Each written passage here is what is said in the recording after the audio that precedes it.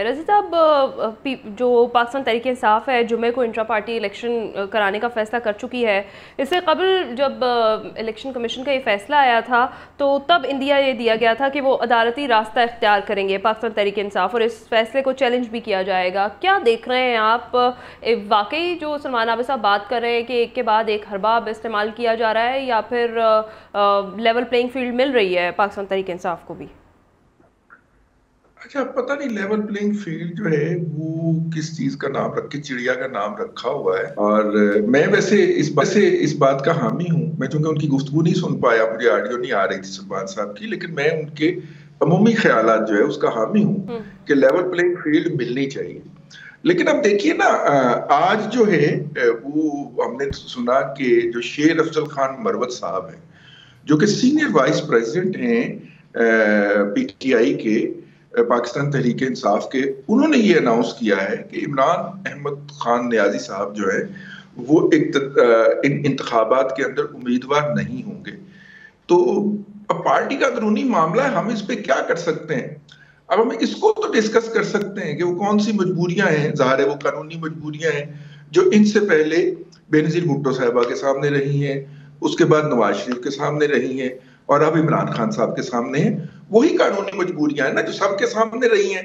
और वो कोई इनके साथ कोई एक्सक्लूसिव कोई ट्रीटमेंट भी नहीं हो रहा, क्योंकि पहले पाकिस्तान के दो सियासी कायदीन के साथ हो चुका है, जो कि इस मुल्क के वजीर आजम भी रहे हैं और इमरान खान साहब भी वजीर आजम रहे हैं। एक तो ये बात हो गई। दूसरी बात ये है कि मुझे इस बात की खुशी है या थोड़ी सी तसल्ली है कि इमरान खान इस सिस्टम के साथ, वो जैसा भी है जो उनको लेवल प्लेइंग फील्ड नहीं दे रहा, उसके साथ आगे बढ़ने को तैयार हुए।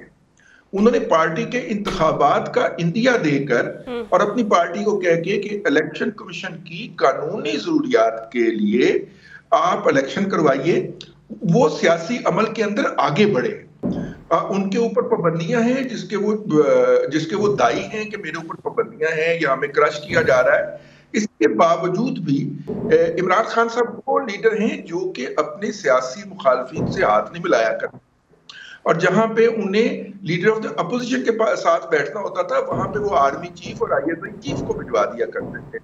अब वो अगर इस बात पे उतर आए हैं कि हमें निजाम के अंदर रहना है, और जो निजाम कह रहा है कि आप जो है पार्टी आगे बढ़े और अपने इलेक्शन करवा दे, इमरान खान साहब ने अपनी जात को पीछे हटाया है। मेरा ख्याल है ये बहुत बड़ी डेवलपमेंट है। इसका मतलब है कि इमरान खान इस सिस्टम के इसके अलावा ऑप्शन क्या थी उनके पास?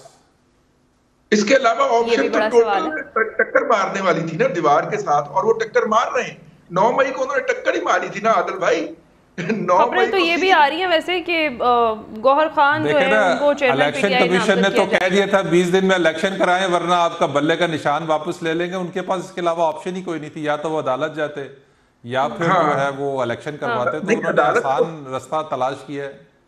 आदिल साहब, आप बड़े मासूम आदमी हैं। अदालत के अंदर जो खलील खान पहले बैठे हुए फाख्ता उड़ा रहे थे, वो अब फाख्ताएं उड़ गई हैं सारी, और खलील खान साहब घर को जा चुके हैं सितंबर में।